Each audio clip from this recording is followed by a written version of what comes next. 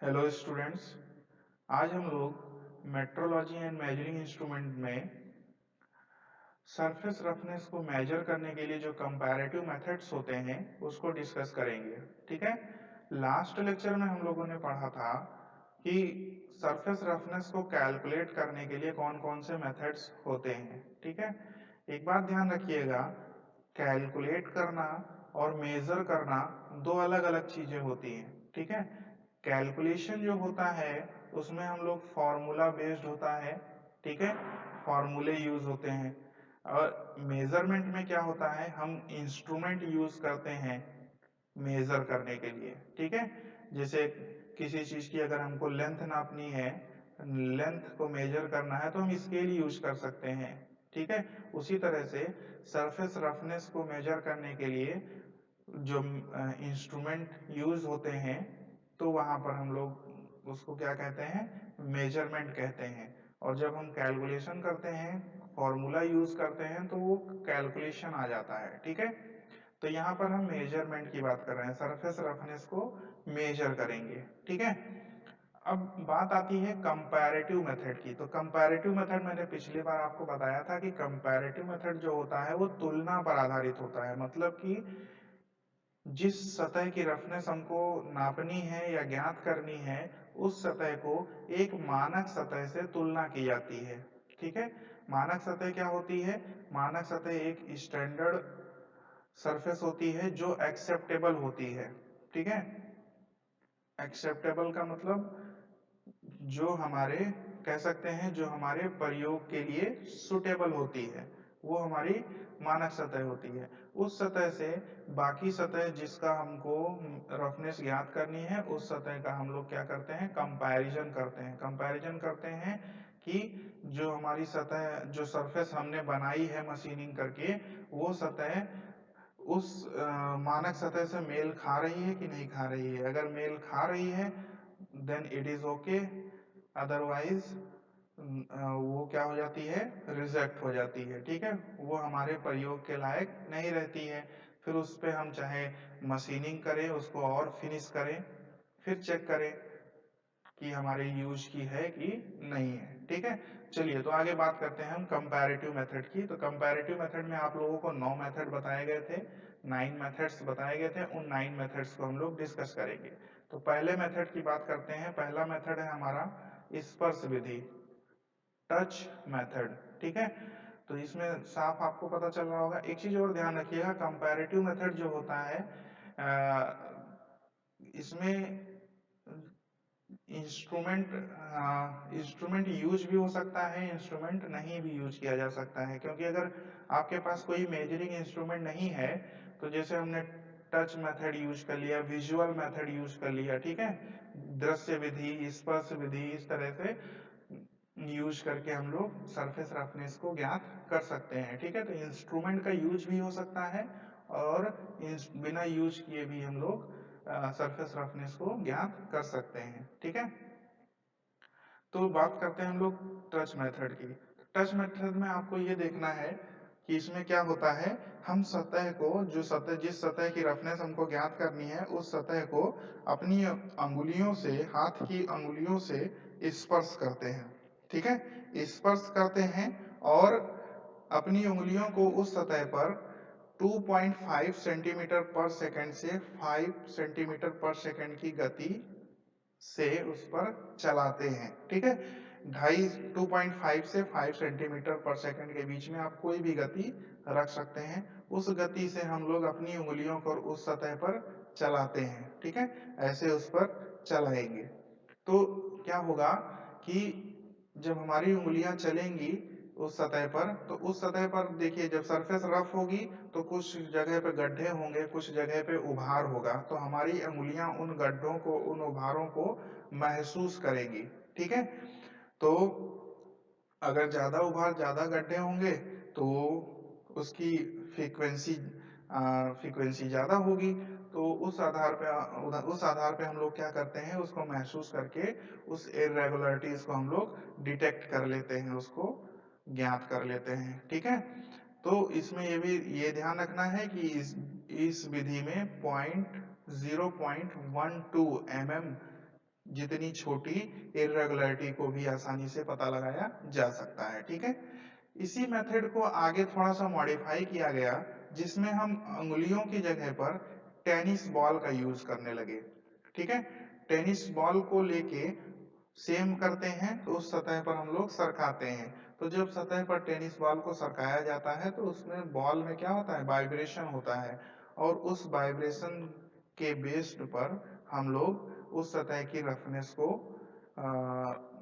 Detect कर लेते हैं। अगर ज्यादा रफ होगी तो ज्यादा वाइब्रेशन होगा, कम रफ होगी तो कम वाइब्रेशन होगा। ठीक है, और अगर एकदम फिनिश सतह है तो बिल्कुल वाइब्रेशन नहीं होगा। ठीक है, तो इस तरह से हम लोग क्या करते हैं, सतह की रुचिता को ज्ञात कर लेते हैं। ठीक है, लास्ट पॉइंट आपका वही है, मानक सतह का प्रयोग करते हैं हम लोग। एक मानक सतह एक्सेप्टेबल सरफेस होनी जरूरी है, तभी तो हम कंपेयर कर पाएंगे, किसी चीज की तुलना कर पाएंगे। ठीक है, चलिए आगे बात करते हैं विजुअल मेथड, दृश्य मेथड। ठीक है, दृश्य मेथड में देखिए क्या होता है, इसमें क्या करते हैं कि जो हम जिस सतह को हम लोग को इंस्पेक्ट करना होता है, जिस सतह की रफनेस को हमको ज्ञात करना होता है, उस सतह पर हम लोग लाइट को प्रकाश उस पर डाला जाता है। ठीक है, उस पर प्रकाश डाला जाता है और अपनी आंखों से हम लोग उस सतह को देखते हैं, और सतह को देखकर उसकी रुचिता ज्ञात की जाती है। कैसे ज्ञात की जाती है, जब हम प्रकाश को उस पर डालते हैं तो जो उभार वाली सतह होती है, ठीक है, जो उभरी हुई सतह होती है, वहां से अधिक प्रकाश प्रवर्तित होता है, जिससे वो चमकीला दिखाई देता है। और जो वहां पे गड्ढे होते हैं वहां से कम प्रकाश प्रवर्तित होता है, जिससे वो क्या दिखाई देगा, मतलब कि कह सकते हैं कि ब्लैक दिखाई देगा। ठीक है, जहां से उभरी सतह होती है वहां से हमको क्या दिखाई देगा, वो चमकीला दिखाई देगा, और जहां पर हमारे गड्ढे होंगे वहां पर हमको वो ब्लैक, कम प्रकाश वहां पे दिखाई देगा। ठीक है, अंधेरा सा दिखाई देगा, मतलब एकदम सा अंधेरा नहीं, चमकीली सतह से वो कम चमकीला होगा। ठीक है, तो इस तरह से हम लोग क्या कर लेंगे, वहां पर उसकी इरेगुलरिटीज को हम लोग ज्ञात कर लेते हैं। ठीक है, तो अगर मतलब कि अगर ज्यादा जगहों पे चमकीला प्रकाश आ रहा है तो इसका मतलब कि सतह हमारी जो है फिनिश है। और अगर हमारा चमकीला प्रकाश कम जगहों पे दिखाई दे रहा है और डार्क स्पॉट्स ज्यादा जगहों पे दिखाई दे रहे हैं, तो इसका मतलब कि हमारी सतह क्या है, रफ है। ठीक है, तो इस तरह से हम लोग इसकी इरेगुलरिटीज को ज्ञात कर सकते हैं। ठीक है, मेजर कर सकते हैं। और इसमें जो थर्ड पॉइंट है आपका, वो क्या कहता है, ये कह रहा है कि जो इसमें होता है, different different observers different different result देते हैं। ठीक है, मतलब कि अगर एक ही सरफेस को चार लोग ऑब्जर्व करेंगे तो हो सकता है कि उनके रिजल्ट जो है वो अलग अलग आए, क्योंकि हम लोग एक मैनुअल मेथड यूज कर रहे हैं, सिर्फ आंखों से उसको देख रहे हैं। तो यहाँ पर ये हो सकता है कि चार अलग अलग लोग अगर उसको देख रहे हो तो उनके चारों के जो आंसर आएंगे, जो एस्टिमेशन आएगा, वो क्या आएगा, अलग अलग हो सकता है, उनके अनुमान क्या हो सकते हैं, अलग अलग हो सकते हैं। और अगर सतह आपकी बहुत ज्यादा स्मूथ है, बहुत ज्यादा चिकनी सतह है, तो ये मेथड आपका यूजफुल नहीं होता है। अब कुछ लोग ये सोच रहे होंगे, अगर सतह हमारी चिकनी है, सतह हमारी फिनिश है, तो उस पर हमको इंस्पेक्शन करने की क्या जरूरत है, वो तो हमारी इंस्पेक्शन, मतलब कि इंस्पेक्शन करने का मतलब ये है कि आ, इसका क्यों नहीं यूज कर सकते हैं, यूज करके तो पता चल ही जाएगा कि सतह फिनिश है कि नहीं है। तो वहां पे ये चीज आप ध्यान रखिए कि कोई भी सतह एकदम परफेक्ट नहीं होती है, आइडियल सतह कोई भी नहीं होती है, कुछ ना कुछ स्क्रैच होंगे ही। अगर आपकी सतह बहुत ज्यादा स्मूथ है तब भी उस सतह पर कुछ ना कुछ स्क्रैच या कुछ ना कुछ रफनेस होगी ही। तो बहुत ज्यादा स्मूथ सतह अगर होती है तो उस पर जो रफनेस होती है वो हम विजुअल मेथड से डिटेक्ट नहीं कर सकते हैं। ठीक है, चलिए नेक्स्ट मेथड है आपका स्क्रैच मेथड, खरोच विधि। ठीक है। तो स्क्रैच मेथड में क्या है, इसमें हम लोग कुछ सॉफ्ट मटेरियल्स को लेते हैं, कुछ क्या मतलब कि आपको ये एग्जांपल दे रखा है, लेड हो गया, प्लास्टिक हो गया और बबिट हो गया, ठीक है। बबिट, ये तीन मटेरियल्स यहाँ एग्जांपल के रूप में दिए गए हैं, जो सॉफ्ट होते हैं, सॉफ्ट मटेरियल्स होते हैं, मेटल्स होते हैं, ठीक है। मेटल सॉरी मटेरियल होते हैं। तो क्या करते हैं, इनको जो है हम रफ सरफेस पर रब करते हैं, मतलब कि सरकाते हैं, सतह पर सरकाते हैं, या कहिए कि रगड़ा जाता है उस पर, ठीक है। तो रगड़ने से क्या होता है कि जो हमारा जो मटेरियल लेके हम सतह पर रगड़ रहे हैं, उस मटेरियल की सतह पर स्क्रैच पड़ जाता है। अगर स्क्रैच ज्यादा गहरे हैं, बहुत ज्यादा स्क्रैच पड़ रहा है, इसका मतलब कि सरफेस हमारी क्या है, जिस सरफेस का हमें रफनेस याद करनी है वो सरफेस हमारी क्या है, रफ है। और अगर कम स्क्रैच पड़ रहे हैं, कम जो स्क्रैच है उनकी इंटेंसिटी, उनकी गहराई कम है, तो इसका मतलब कि जो हमारी रफनेस है वो, मतलब जो हमारी सतह है वो कम रफ है, ठीक है। इस तरह से हम लोग ज्ञात कर लेते हैं। अब कम रफ में भी ये आता है कि जो हमारा स्टैंडर्ड सतह है उन दोनों का कंपेयर किया जाएगा, फिर देखा जाएगा वो एक्सेप्टेबल है कि नहीं है, ठीक है। इस तरह से हम लोग इसको खरोच विधि में हम लोग सरफेस रफनेस को ज्ञात करते हैं, ठीक है। यहाँ पे एक आप बेबिट नाम देख रहे होंगे। बेबिट क्या है, एक मेटल है, जो एक साइंटिस्ट हैं आइजैक बेबिट, उन्होंने इसकी खोज की थी, इसीलिए इस मेटल का नाम बेबिट रखा गया है, ठीक है।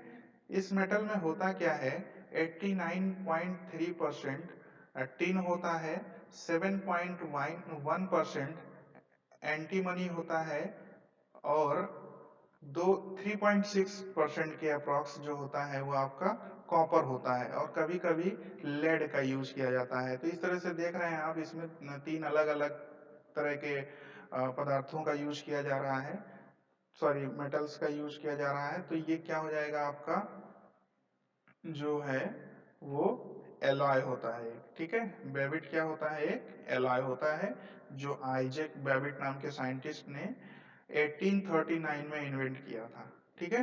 तो ये चीज ध्यान रखना है आपको, ये थोड़ा नया नाम था इसलिए आप लोगों को बता दिया। चलिए आगे बात करते हैं रिफ्लेक्शन मेथड, परावर्तन विधि, ठीक है। तो रिफ्लेक्शन मेथड में हम लोगों को क्या देखना है, इसमें देखिए क्या करते हैं कि जो हमारी सतह होती है, जिस सतह को हमको इंस्पेक्ट करना होता है, जिसकी रफनेस को हमको ज्ञात करना होता है, उस सतह पर हम लोग क्या करते हैं, लाइट को प्रोजेक्ट करते हैं। प्रोजेक्ट करने का मतलब उस सतह पर प्रकाश डाला जाता है, ठीक है। प्रकाश डालने पर क्या होता है कि वो सतह पर अगर आप प्रकाश डाल रहे हैं तो जाहिर सी बात है वो रिफ्लेक्शन के लॉ को फॉलो करेगी। रिफ्लेक्शन के लॉ को फॉलो करने का मतलब क्या है कि अगर उस पर किरण जा रही है, आपतित हो रही है, तो वो रिफ्लेक्ट भी होगी, परावर्तित भी होगी, ठीक है। तो रिफ्लेक्शन लॉ को फॉलो करती है, मतलब कि आपतित किरण और परावर्तित किरण की इंटेंसिटी सेम होनी चाहिए। लेकिन जब हम लोग रफ सरफेस पर जो लॉ ऑफ इंटेंसिटी फॉलो हो, लॉ ऑफ रिफ्लेक्शन फॉलो होना चाहिए, वो फिनिश्ड सरफेस पर होना चाहिए। मतलब कि अगर हम फिनिश्ड सरफेस पर लाइट को डाल रहे हैं, प्रकाश को प्रोजेक्ट कर रहे हैं, तो वो रिफ्लेक्ट होगी, तो intensity of the incident light will be equal to the intensity of the incident light। मतलब कि आपतित किरण की तीव्रता और परावर्तित किरण की तीव्रता सेम होनी चाहिए अगर फिनिश्ड सरफेस है। लेकिन जब हम एक रफ सरफेस पर लाइट को प्रोजेक्ट करते हैं, एक रफ सरफेस पर लाइट को डाला जाता है, तो इस केस में क्या होता है कि कहीं पर उभार होंगे, कहीं पर गड्ढे होंगे, इसलिए लाइट जो है वो अलग अलग एंगल्स पर रिफ्लेक्ट हो जाती है। एक चीज ये ध्यान रखिएगा, फिनिश्ड सरफेस होती है, मतलब कि लॉ ऑफ रिफ्लेक्शन में इंसिडेंट लाइट का एंगल और रिफ्लेक्शन लाइट का एंगल दोनों सेम होता है अभिलंब से, ठीक है। लेकिन जब रफ सरफेस है तो कहीं पर उभार होंगे, कहीं पर गड्ढे होंगे, तो लाइट जो है इंसिडेंट होने के बाद अलग अलग एंगल्स पे क्या होती है, रिफ्लेक्ट हो जाती है। तो जब अलग अलग एंगल्स पर रिफ्लेक्ट होगी तो उस पर क्या होगा, उसकी जो इंटेंसिटी होगी वो भी अलग अलग होगी, ठीक है। तो इसमें एक फोटो इलेक्ट्रिक सेल यूज किया जाता है। फोटो इलेक्ट्रिक सेल का मेन फंक्शन होता है लाइट की इंटेंसिटी को ज्ञात करना, ठीक है। तो एक फोटो इलेक्ट्रिक सेल के माध्यम से उन लाइट्स को, जो लाइट रिफ्लेक्ट हो रही है, उनकी इंटेंसिटी को ज्ञात किया जाता है। और जो इंटेंसिटी हमको मिल जाती है, तो इंटेंसिटी और रिफ्लेक्टेड एंगल, परावर्तित कोण के बीच में हम एक ग्राफ बनाते हैं, और उस ग्राफ के माध्यम से हम लोग उसकी रफनेस को ज्ञात करते हैं, ठीक है। तो इसमें यही किया जाता है। क्या क्या करेंगे, मतलब कि रफ सरफेस पर हम प्रकाश को डालेंगे। जब रफ सरफेस पे प्रकाश को डाला जाता है तो वो डिफरेंट डिफरेंट एंगल्स पे रिफ्लेक्ट हो जाता है। तो डिफरेंट डिफरेंट एंगल्स पे जब वो रिफ्लेक्ट होता है, तो उस अलग अलग एंगल पे रिफ्लेक्ट होने के कारण उसकी इंटेंसिटी भी अलग अलग होती है, जिसको हम फोटो सेल के माध्यम से रिकॉर्ड कर लेते हैं। फोटो सेल के माध्यम से रिकॉर्ड कर लेते हैं, और फिर जो है जो इंटेंसिटी मिलती है हमको, सभी रिफ्लेक्टेड लाइट्स की जो इंटेंसिटी मिलती है उसके, और जो हमारा रिफ्लेक्टेड एंगल है उसके बीच में हम लोग ग्राफ बनाते हैं, और उस ग्राफ के माध्यम से हम लोग रफनेस को ज्ञात कर लेते हैं, ठीक है। तो ये आपका रिफ्लेक्शन मेथड हो गया, ठीक है। अब हम बात करते हैं सरफेस फोटोग्राफी मेथड की बात करते हैं, ठीक है। सरफेस फोटोग्राफी मेथड में क्या होता है, जैसा नाम है उसी हिसाब से इसमें किया जाता है। इसमें क्या करते हैं हम लोग, सतह पर प्रकाश डालकर उसकी मैग्नीफाइड फोटोग्राफ्स लेते हैं। मैग्नीफाइड का मतलब जूम, जैसे कहते हैं जूम करना, ठीक है। जूम करके उसकी फोटोग्राफ लिए जाते हैं। तो जब फोटोग्राफ लिए जाते हैं तो जहां पर स्क्रैच होता है या फिर जहां पर इरेगुलरिटीज होती हैं, वो एक डार्क स्पॉट की तरह दिखाई देते हैं, ठीक है। एक डार्क स्पॉट की तरह दिखाई देते हैं, और जहां पर आपके उभार होते हैं, वहां पर क्या होता है, ब्राइट दिखाई, चमकीला दिखाई देता है, ठीक है।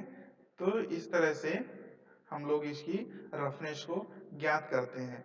इसमें लाइट को हम वर्टिकल डालते हैं, तो ये वर्टिकल डालने पर जो हमारी इरेगुलरिटीज और स्क्रैच होते हैं वो डार्क स्पॉट दिखाई देते हैं, और जो फ्लैट पोर्शन होते हैं वो हमको, जो उभरे हुए भाग होते हैं वो हमको ब्राइट दिखाई देते हैं। लेकिन अगर हम ऑब्लिक मतलब इंक्लाइंड लाइट को डालते हैं तो इसका केस जस्ट रिवर्स हो जाता है। रिवर्स का मतलब जो हमारे स्क्रैच होंगे या जो इरेगुलरिटीज होंगी वो चमकीली दिखाई देंगी, और जो फ्लैट सरफेस होगी, जो उभरी हुई सतह होंगी, वो हमको क्या दिखाई देंगी, डार्क दिखाई देंगी, ठीक है। तो इस तरह से डिफरेंट डिफरेंट एंगल्स से प्रकाश को डालकर अलग अलग फोटो खींचकर फिर उन सभी फोटोज को जो है देख के उसका रुशिता का अनुमान लगाया जाता है, ठीक है। तो इस चीज को ध्यान देना है। क्या करते हैं, लाइट को वर्टिकल भी डालते हैं और डिफरेंट डिफरेंट एंगल्स से भी डालते हैं, ठीक है। मतलब पहले एक बार सीधा प्रकाश डाल दिया, फिर इधर से डाल दिया, और फिर इधर से डाल दिया, फिर सारे अलग अलग एंगल से डाल के उनकी फोटोग्राफी की जाती है, ठीक है। मैग्नीफाइड मतलब जूम करके उनकी फोटोग्राफी की जाती है। तो क्या होता है कि अगर हम वर्टिकल डालते हैं तो जो हमारी फ्लैट सरफेस होगी, जो या फिर जो हमारी उभरी हुई सतह होंगी वो ब्राइट दिखाई देंगी, और जो गड्ढे होंगे, जो स्क्रैच होंगे, जो इरेगुलरिटीज होती हैं जिसे हम लोग डिफेक्ट कह सकते हैं, वो क्या दिखाई देंगे हमको, वो डार्क स्पॉट की तरह दिखाई देंगे, ठीक है। लेकिन जब हम लाइट को तिरछा डालते हैं तो इसका जस्ट उल्टा हो जाता है। जो फ्लैट सरफेस होती है, जो फ्लैट होते हैं या जो फिर उभार वाले होते हैं वो डार्क दिखाई देते हैं, और जो डिफेक्ट्स होते हैं, जो स्क्रैच होते हैं, जो गड्ढे होते हैं, वो हमको क्या दिखाई देते हैं, चमकीले दिखाई देते हैं। तो इस तरह से कई एंगल से प्रकाश डाल के उसकी फोटो की जाती है, और सभी फोटो को कंपेयर करके इरेगुलरिटी को निकाला जाता है, ठीक है। चलिए आगे बात करते हैं माइक्रो इंटरफेरो मेथड। माइक्रो इंटरफेरो मेथड मतलब सूक्ष्म व्यतिकरण मापी विधि, ठीक है। इसमें क्या करते हैं, जिस सतह की रफनेस को हमको ज्ञात करना होता है उस सतह पर एक ऑप्टिकल फ्लैट रखा जाता है। उस सतह पर क्या करते हैं हम लोग, एक ऑप्टिकल फ्लैट रखते हैं। ऑप्टिकल फ्लैट होता क्या है, एक ग्लास का टुकड़ा होता है जिसकी सतह को क्या कर दिया जाता है, एकदम समतल कर दिया जाता है, फ्लैट कर दिया जाता है, ठीक है। और इसको सतह के ऊपर रखकर उस पर क्या करते हैं, मोनोक्रोमैटिक लाइट डाली जाती है। मोनोक्रोमैटिक लाइट आपको पता होगी, जिसे हम लोग एक रंगी प्रकाश कहते हैं, ठीक है। एक रंग मतलब एक ही कलर का, ताकि फ्रीक्वेंसी उसकी सेम हो। अगर अलग अलग रंग होंगे तो उसकी फ्रीक्वेंसी अलग अलग होगी। तो हमको मोनोक्रोमैटिक लाइट यहाँ पर डालना है, मतलब कि एक रंग का प्रकाश होना चाहिए, जिससे क्या होगा कि उसकी फ्रीक्वेंसी, लाइट की फ्रीक्वेंसी आपकी सेम रहेगी, ठीक है। तो ऑप्टिकल फ्लैट का काम क्या है, जब हम मोनोक्रोमैटिक लाइट को ऑप्टिकल फ्लैट पर डालते हैं, और ऑप्टिकल फ्लैट क्या है, हमारा सतह के ऊपर रखा हुआ है, ठीक है। तो वो क्या कर देता है, हम लाइट को ऑप्टिकल फ्लैट पर डाल रहे हैं, तो वो जो लाइट हमारी आ रही है उसको सतह के समांतर कर देता है, ठीक है। जो लाइट हमारी ऑप्टिकल फ्लैट पर आ रही है, उस लाइट को वो सतह के समांतर कर देता है और सतह को प्रकाशित करता है, ठीक है। सतह को प्रकाशित करता है मतलब सतह को एक तरह से एल्यूमिनेट करता है, ठीक है।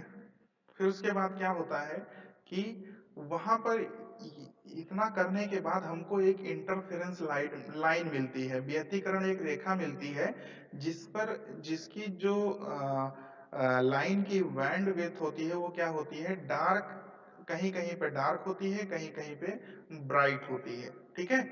तो कहाँ डार्क होती है, कहाँ पे ब्राइट होती है, ये चीज ध्यान रखना है। जहां पे डिफेक्ट होगा, जहां पर गड्ढे होंगे, जहां पर स्क्रैच होगा, वहां पर जो आपकी बैंड मिलेगी वो डार्क मिलेगी, और जहां पर आपका ब्राइट होगा वहां पे आपको जो बैंड मिलेगी वो क्या मिलेगी, जहां पे गड्ढे होंगे वहां डार्क बैंड मिलेगी, जहां पर आपके उभार होंगे या समतल सतह होगी वहां पर ब्राइट बैंड मिलेगी।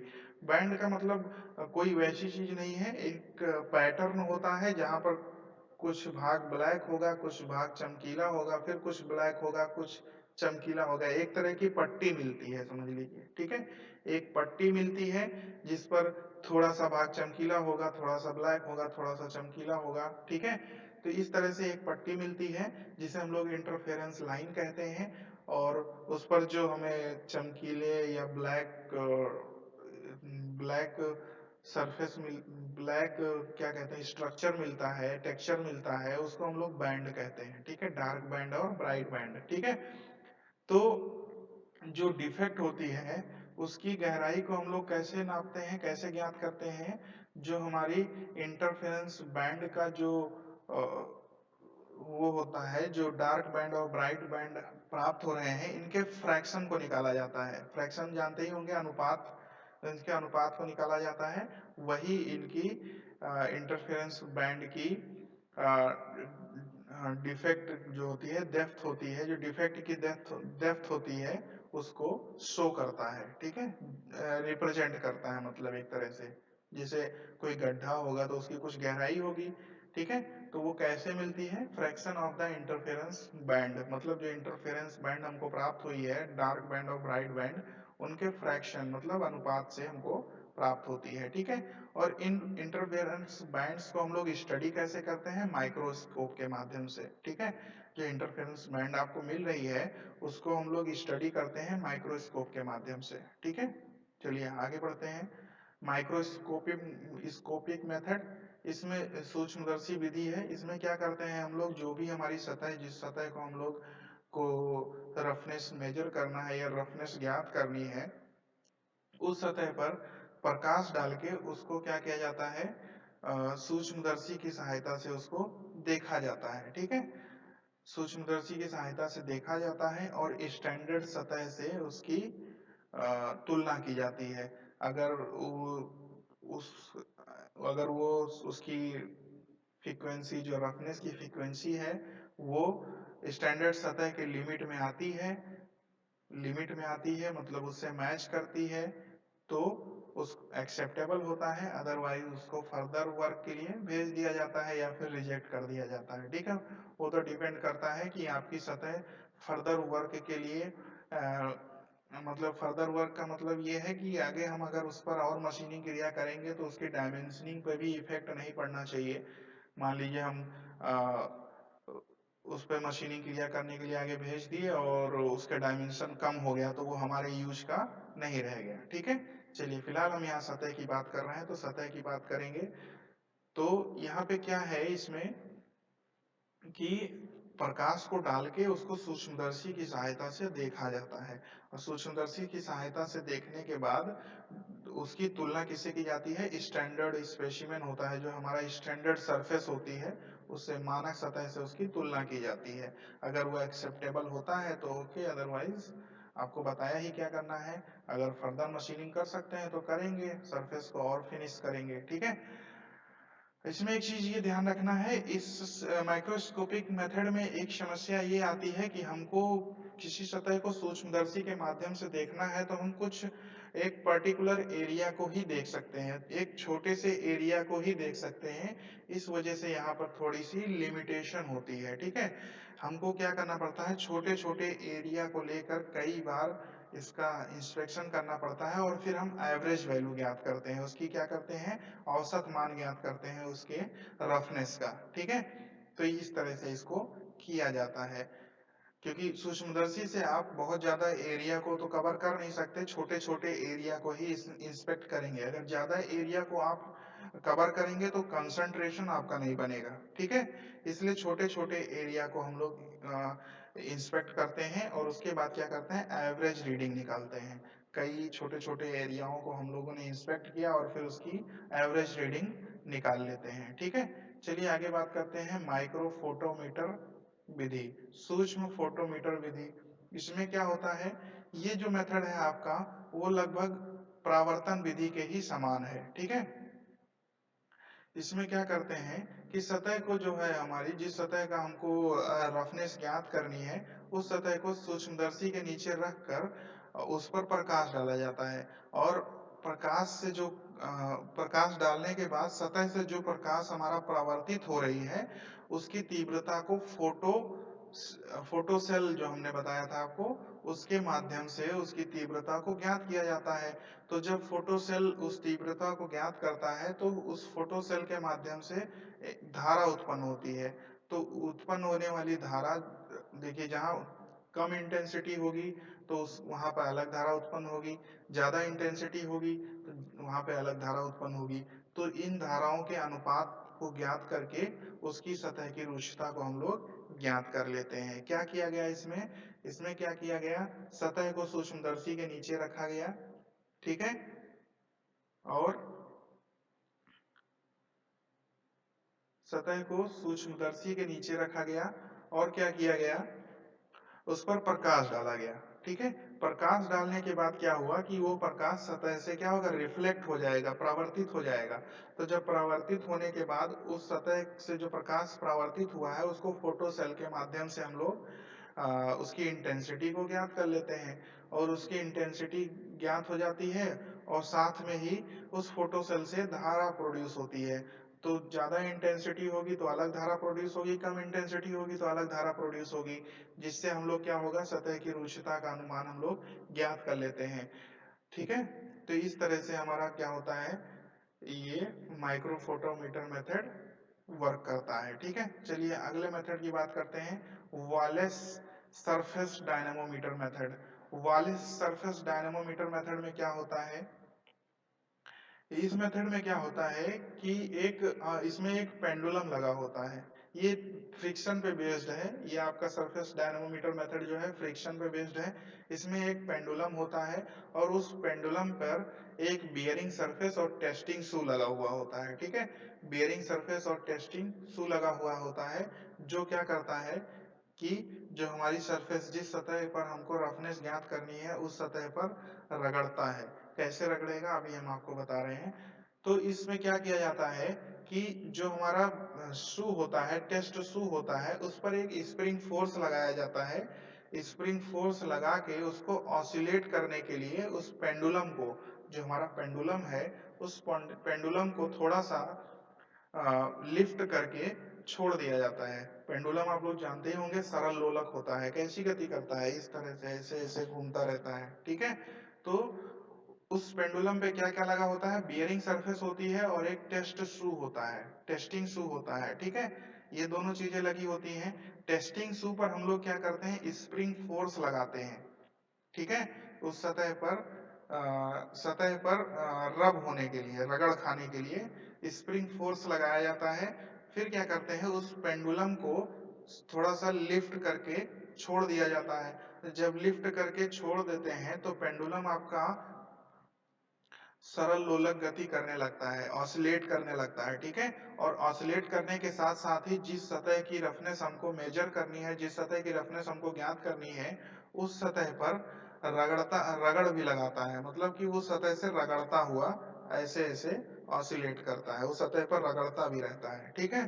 तो अब देखिए क्या होता है, अगर सतह आपकी फिनिश है, फिनिश्ड सतह है या फिर कम रफ सतह है, तो वहां पर पेंडुलम का जो दोलन काल होता है, ठीक है, वो क्या होगा, ऑसिलेटिंग पीरियड जो होगा, जो ऐसे ऐसे गति कर रहा है, इसका जो समय होगा वो क्या होगा, अधिक होगा।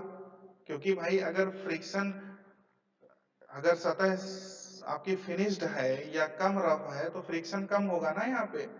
जब सतह से वो दो आपका पेंडुलम रगड़ेगा तो वहां पर क्या होगा, फ्रिक्शन कम होगा। तो जब फ्रिक्शन कम होगा तो उसकी गति पर कोई फर्क, गति पर कम फर्क पड़ेगा, और गति पर कम फर्क पड़ेगा तो वो ज्यादा देर तक दोलन करेगा। लेकिन अगर आपकी सतह रफ है, बहुत ज्यादा रफ है, तो क्या करेगा, ज्यादा रफ है तो ज्यादा फ्रिक्शन काम करेगा, और ज्यादा फ्रिक्शन होगा तो फिर ज्यादा उसकी गति में कमी आएगी, और ज्यादा कमी आएगी तो वो जल्दी उसका जो दोलन काल है वो क्या हो जाएगा, कम हो जाएगा, मतलब कि वो जल्दी रुक जाएगा, ठीक है। ठीक है, तो इससे क्या होगा, अगर ज्यादा सरफेस रफ है तो ऑसिलेटिंग पीरियड जो उसका दोलन काल है वो कम हो जाएगा, और अगर सतह कम रुक्ष है, फिनिश्ड सतह है, तो उसका दोलन काल ज्यादा हो जाएगा। तो इस आधार पर हम लोग उसकी रफनेस को पता कर लेते हैं। अगर उसका दोलन काल ज्यादा हो रहा है तो इसका मतलब कि सतह कम रुक्ष है या फिर फिनिश्ड सतह है। अगर दोलन काल उसका कम हो रहा है, कम ऑसिलेटिंग पीरियड हो रहा है, तो फिर वहां पर हमको पता चल जाएगा कि वो सतह ज्यादा रफ है, ठीक है। तो इस तरह से ये आपके 9 मेथड्स हो गए सारे, ठीक है। अगर किसी प्रकार का डाउट होगा तो आप जो है इसी वीडियो के कमेंट बॉक्स में डाल दीजिएगा, उसका आपको आंसर मिल जाएगा, वो क्वेरी आपकी सॉल्व हो जाएगी, ठीक है। आप लोग इस वीडियो को देखिए, पढ़िए। इस वीडियो का नोट्स इसी वीडियो के डिस्क्रिप्शन लिंक में मिल जाएगा, ठीक है। वहां से आप लोग इसको डाउनलोड कर सकते हैं। और जिन लोगों ने अभी इस चैनल को सब्सक्राइब नहीं किया है वो लोग सब्सक्राइब कर लें, ताकि जो भी वीडियोस या फिर लेक्चर्स अपलोड होते हैं वो आपको नोटिफिकेशन के माध्यम से मिल जाएं, ठीक है। 2 या 3 लेक्चर में ये आपका सरफेस फिनिश आपका कंप्लीट हो जाएगा। उसके बाद मैं एक ऑब्जेक्टिव क्विज बनाऊंगा जो आपको आगे एसएससी जेई या फिर आरआरबी जेई जैसे, मतलब किसी भी गवर्नमेंट एग्जाम के लिए आप क्या होगा, बहुत ही उपयोगी होगा। और वो क्विज सिर्फ सरफेस फिनिश चैप्टर से रिलेटेड होगा, ठीक है। जो क्वेश्चंस आपके पिछले एग्जाम्स में पूछे गए हैं या फिर पूछे जा सकते हैं, बहुत इंपॉर्टेंट क्वेश्चंस हैं, ऐसे क्वेश्चंस उसमें कराए जाएंगे, ठीक है। तो आप लोग चैनल को सब्सक्राइब कर लीजिए ताकि आपको अच्छे से अच्छे कंटेंट मिलते रहें।